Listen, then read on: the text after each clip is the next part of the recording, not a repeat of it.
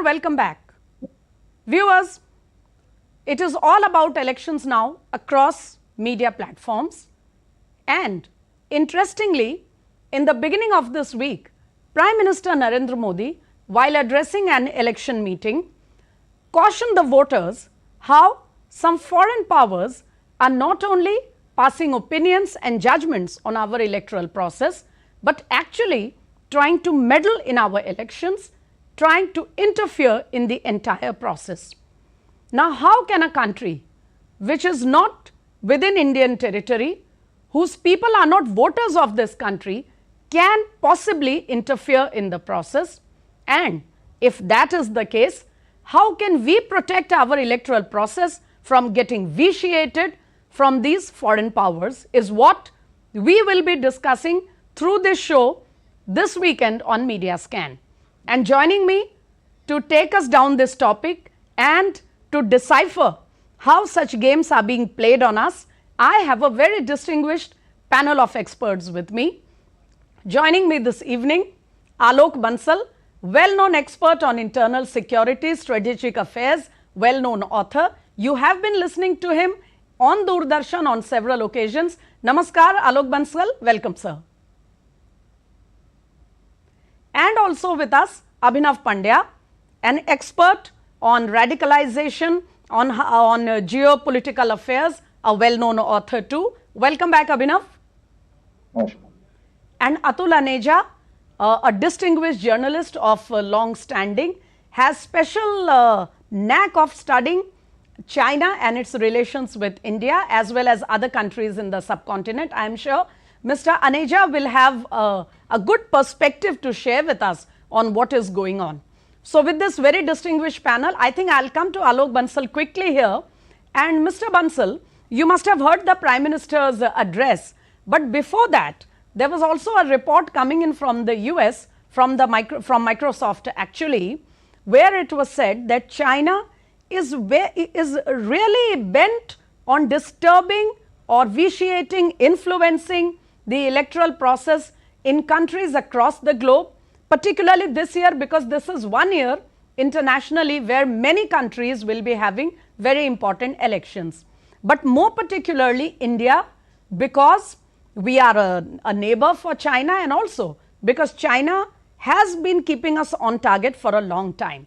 Now, the question, sir, here is for a lay person like us, how possibly can a foreign country meddle in our elections, because it is the voters who are going to join the process. So, could you please take us down that phenomenon? Yeah, I'll just take a little while to explain this. Firstly, we need to understand that every country in the world wants a friendly regime in other countries. So to that extent, every country has a desire that a particular regime comes to power in every country.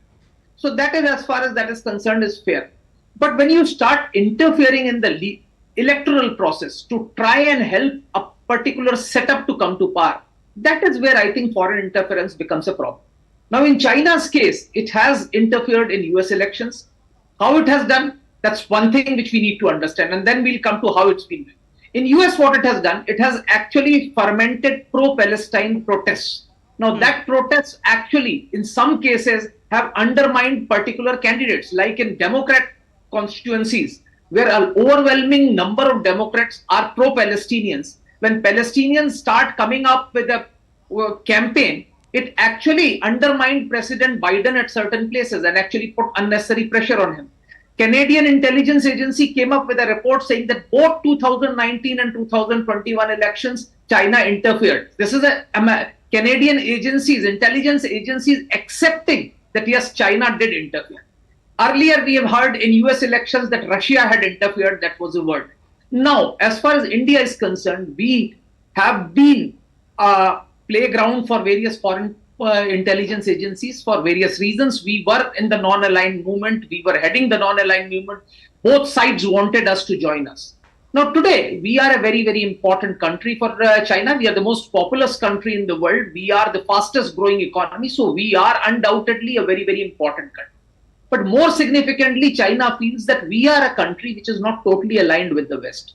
So, maybe we could still be influenced and brought. So China is very keen and interfering. Now, how do they interfere in Indian countries? you are seeing there are sometimes some media clips are coming, the reservations are being done away. Now, these are all fabrications. Now, these are being fabricated to create certain impressions, opinions, etc. Similarly, are coming minorities are being marginalized. You saw the PMO ESE report, which says minorities actually have thrived in India while across the globe they have actually been marginalized. So those are the ways how these people now how we can defend ourselves, and that's very important. I think an individual must use his brain, must use his not get carried away by social media posts. Now, the biggest menace today is the social media posts, social media, which is manipulated very often by the foreign agencies. Many of the servers are abroad and they control it directly. And this, I'm not talking of only China, but even the Western agencies try and do. So when you get a social media post, please verify, please, because very often what they do is that they mix facts with lies. And very often people check one fact and they feel that yes, this is true, so everything must be true what is written. Right. I think that point is taken, sir, and we will come to more such ways of how, while foreign powers will keep making their attempts, we cannot stop them perhaps, but we can insulate ourselves by educating our people with greater awareness. And I think it's not just our experts and people who are, assigned to deal with these things. A common citizen can also go a long way in preventing such game plans to, to succeed. But I'll come to that again. Before that, if I can have Mr. Aneja here. Mr. Aneja, we all know very well, whether it is digital platforms or more traditional mainstream media such as newspapers, but the one tool that any country can, use to foment trouble or destabilize or create any kind of a problem in a neighboring or any other country is to use the media. And particularly because this is a recent example, I am compelled to mention the whole NewsClick affair, the funding through Neville Roy Singham and then the publication of certain stories. Willy-nilly, somewhere down the line, there are media platforms who have willingly partnered in trying to create trouble, and there may be others who were not even aware that they are becoming a tool in this. Your take, please. Yeah, I think, Smitaji, that's absolutely spot on, that we are living in an age not of media but of information warfare. And we are victims of that. And there are various tools which are available starting from social media onwards. And then, of course, is actually buying consent, I would say. Where you mentioned about NewsClick as being funded by the Chinese and then being used. I remember this was more to put the Chinese point of view across on the COVID, where we saw NewsClick playing a particular role. So there is quote unquote an enemy within as well, which is playing the foreign powers game. So it's become far more sophisticated there. Unfortunately, what happens from the Chinese side has actually happened from the West as well. Because if you see the entire Western, when it comes to this government, because we are looking at strategic autonomy, we are looking at things independently, we are disruptors. And people want camp followers and not disruptors. They don't want independent-minded countries to play a role in the global system. So whether it's the East or the West, we have people who don't like us, and that's normal because we are disruptors. And we got to accept that and make ourselves fortify ourselves stronger, and make sure that we have counter tools to convey our side of the story and our narrative. It's an uphill task because the media is loaded against us. But I think if we keep fighting on, slowly, it's happened to other countries, and it will make a dent here as well. But we need to remain steadfast and smart as to what counter tools do we devise. I think the real game lies over there. And do we have people enough experts to convey that counter view in a positive and a confident and an assertive manner? I think this is again, you got to defend against in the game of information warfare. There's some time when you go on the offensive as well. For that, you got to prepare. And this is a long game, Smitaji. I'm glad that this is in some way happened, because it would have happened. Any great powers, emerging great powers, they'll face that. People don't want to accommodate them. But so it is time for... Yes. If I gather you correctly, you are saying that when a country starts, gaining in standing in the global arena, like India is rising, it's par for the course that other countries will feel threatened perhaps or uncomfortable, and they will devise ways and means to stop us. Abhinav Pandey, I'll throw that to you. Right. Yes. Mr. Aneja was hinting at the enemy within. Now, that is where I think we need to be really careful. We cannot stop other countries from not liking us or vice versa. But what we can do is we can prepare ourselves so that they do not play upon our fault lines. And India being what it is, with our language, our regional, our religious, social diversities, there are enough fault lines which an enemy, if they want, can try to exploit. Do you think we are well prepared to, foil such designs? Because in the last 2-3 years, we've had a lot of upheavals where fault lines were played upon, there was tension, there was trouble, and somewhere, if I may be allowed this term, it's a notorious term, the foreign hand was found to be instrumental. Thank you very much, Pitaji. Please allow me to give a brief background and then I'll come back to the original question. Yes, quickly, please. So I must say that, it's not only the China. India has always been a very smooth and a very comfortable playground for various foreign powers and foreign agencies. Let's say even US. The way US has interfered in South American continent, in all the elections, about the banana republics and also, it's a very common practice. In Kashmir, Pakistan has always interfered in our elections, in the mainstream elections in Kashmir. So it has been always a trend. So now coming to the fault lines, I must say that, if you have a democracy, and that too in a country like India, where you have religious, regional, all these fault lines, then we are already very vulnerable. So as far as the level of preparedness among the people is concerned, I think that we are not yet prepared. Democracy may not be the best suited system to guard against these kind of challenges. And the problem is that, see, if you look at this problem, can you prosecute these people in the court of law? If Newsclick decides to, if any media portal decides to write against reservation or on the minority issue or anything, what is the solution? If they take money through the proper FCRA regulation or even through some other channels, can you bring them under the court of law? There's no legal provision. It's a democratic system. You guarantee freedom of speech, freedom of expression. If I may just put in, Abhinav, the new IT rules have suggested enough safeguards so that even while the freedom of expression and the freedom of the media is maintained, there are ways by which, it cannot go beyond the point where it becomes a threat to our harmony or our society. And I'm sure you have seen the amended rules recently.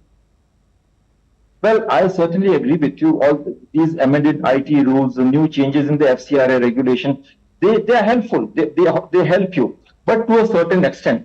Definitely in a system like democracy, at some stage, you will be questioned for your constitutional provisions. You will be questioned on the account of your rights.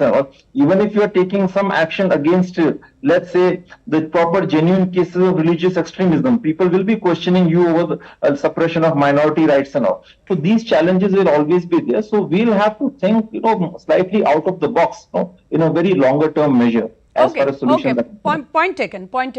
Mr. Alok Bansal, that's a lot of food for thought. I'll leave out the democracy part because it's a much larger debate. But on questions of us being not sufficiently trained, or perhaps, our laws not being enough in place, considering how fast things are moving globally, are we well safeguarded legally and otherwise, sir, in order to stop such attempts? What would you say? See, I somehow disagree with what Abhinav has said. Firstly, I don't say that democracy is not suited to do that. I think democracy is the ideal form of government. You can't transgress from it. As far as legal provisions are concerned, there are adequate legal safeguards. Now, whether we should question reservations or not, I think that there is nothing wrong in it. If somebody wants to put across a viewpoint who feels that there should be no reservation, he's free to do so. But problem is when you doctor a particular clip to assign a particular motive or a statement to others. There are so many political parties who propagate various views in favor of or against reservations. The dangers are in issues like caste-based census. which are actually going to create permanent divisions into the society, which would force every individual to assume an identity which many of the urban youth don't want to. Those are issues which are of problem. And sir, if I may, since you've just mentioned, now this AI threat, which also the Microsoft report had, highlighted, now this AI threat is no longer an academic threat, sir, because we already saw it in these elections. Our Home Minister Amit Shahji's doctored video is still, yes. There's still action going on. We have not reached yet the bottom of the whole game plan. That's what I'm saying. So that problem will remain. And I think the only solution, because you cannot undo a technology. Technology which has come cannot be done away with. So please understand, you have to educate your masses. So only way of doing it is that masses and people must be told that please verify. Please verify. Don't assume everything that you see on YouTube video or a social media post. Please verify. Unless, of course, we can educate our masses to that level where they start questioning anything that they receive, whether it is authentic or not, we will have some issues with this. Laws can, yes, bring culprits to task, but many of these culprits may be abroad, maybe across the borders, because social media transcends national frontiers, and these videos, these clips can be actually exported from outside the country, and it becomes very difficult often. So I personally feel the only solution is to educate the masses and tell them the truth so that they know what the truth is, so that any false narrative that somebody tries to peddle falls flat. Fine, fine. And I'll throw that to Atul Aneja again. Mr. Aneja, it's important to educate common news consumers, people who are active on social media, etc. And perhaps a wider awareness campaign is required. But how do you educate people who are already journalists, working in news organizations, various platforms? It after all starts with them. So do you have anything in mind, to share with our viewers about how can we caution the media, and more than caution, we can prepare them for such attempts in future? Mitaji, I agree with what Alokji was saying. Educate our masses. Great. But I don't think that's sufficient. As I said, in the age of information war, you got to hit them, because what our domestic media is saying is frankly part of a much bigger globalist agenda. We saw it during Farmers Agitation, we saw it during Shaheen Bagh episodes, that there were globalists like George Soros and others, Open Society Institutes. It's a full Bilderberg group which is connecting into our media. You see, it's globalized now. It's not, local media is not saying something which they want to say. They are pushing an agenda which has been crafted in corners across the world, including the United States, including the Soros Foundation. You saw what happened in the World Economic Forum. George Soros in 2020 personally attacked Prime Minister Modi, right? So that was the time when the globalists really declared war on us. And they have found their offshoots now, their network, through websites, through certain social media networks, the way to spread their message. So what is is there nothing that can be done? I say counter-attack. Educating is not enough. Hit them over there. Now, can't we create a sense of influencers and networks on Twitter and Facebook and others which tell our side of the story and expose them? I think unless we go on the offense, you see the Disinfo Lab. I saw some excellent research on how ISI in Canada and others, who were the individuals who were cooperated, who were their Indian partners, which were the radio stations which were doing everything. Excellent work. You've got to get into those kind of details and expose them. This is a global game. You got to create, we have to create our own networks abroad, our own radio stations abroad, which counter them right there. It's much more serious, Mitaji. Now it's not funny anymore. No, and the scale it's not. It's certainly not child's play anymore. It's a very sinister and wider game. Abhinav Pandya, is it time to go on the offensive, not just protect ourselves from these onslaughts, but actually show the world that we can also play the game? Are we ready for that? Yes, I think that this is definitely many of these things are the part of the larger intelligence game. So we need to go on the offensive, and we need to have a very holistic thinking about all these things. Okay? Just let me come back to the solutions in the short term, but before that, I would like to make one remark regarding that democracy thing. So I'm not saying that democracy is not a good form of government, but what I want to emphasize is that today there is a big debate across the world between democracy and authoritarianism. Since we are more attuned to the Western propaganda about democracy, liberal society, human rights, we feel that that's the end of the world. But then there is a major part of the world, a large number of countries who are not following the exact model of democracy which is being given by the West. So certainly that's a debate. And particularly in India's context, our religious fissures, our regional fault lines, our caste fault lines make us extremely vulnerable to these foreign interferences in a democratic setup.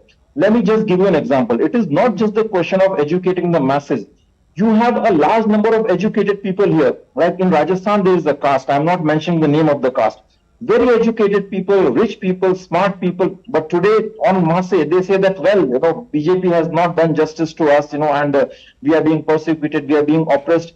And they display the same tendencies which they were displaying in 11th century or 12th century when all those Islamic invaders were invading for India. the purpose of this debate, we are not concerned if some community feels, genuinely feels a complaint. Our concern is whether there are some foreign powers who might be triggering I'm coming to that. Yes. I'm coming to that. See, actually, foreign powers are sending those memes, those audios, videos, but then there are people who are the buyers for that content.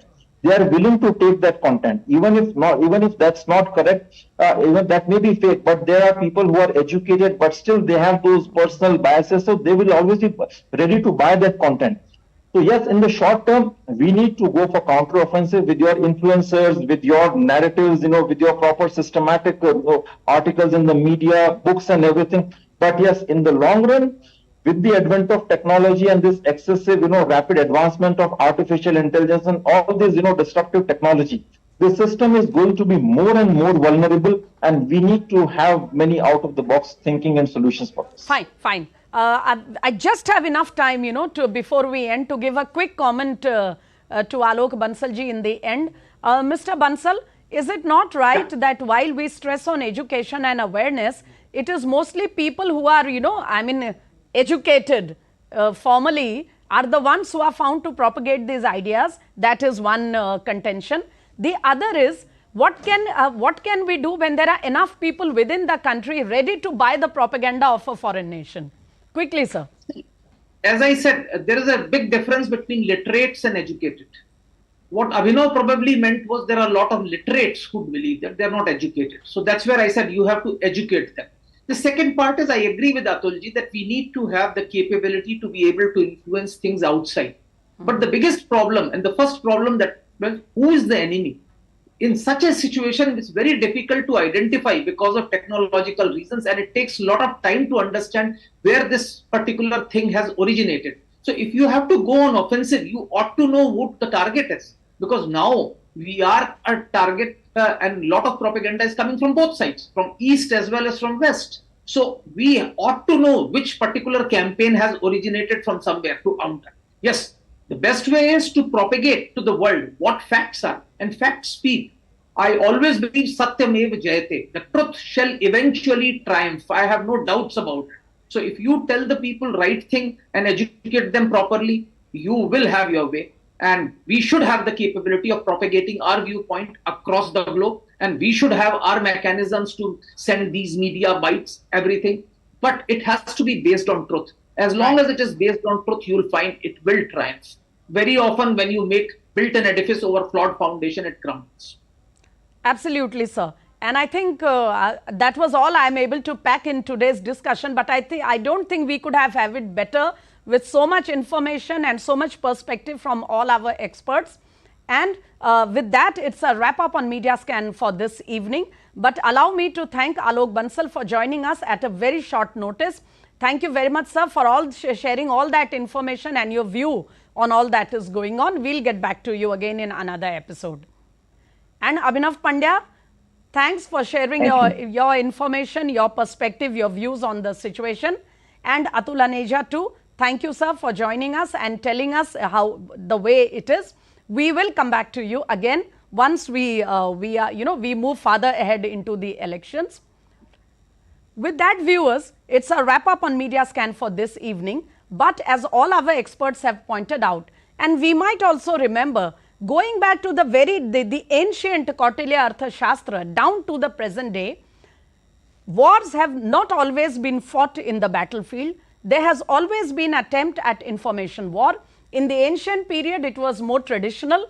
People were planted in the camps of the enemy's army. There were other ways to spread rumors. These days, it has just become much more simpler globally with all the technology around. But as Mr. Bansal pointed out, if technology has become a threat for us, it has also given us an opportunity. Why can't we utilize and harness the same platforms to spread our word and our viewpoint as is being done by some people against us?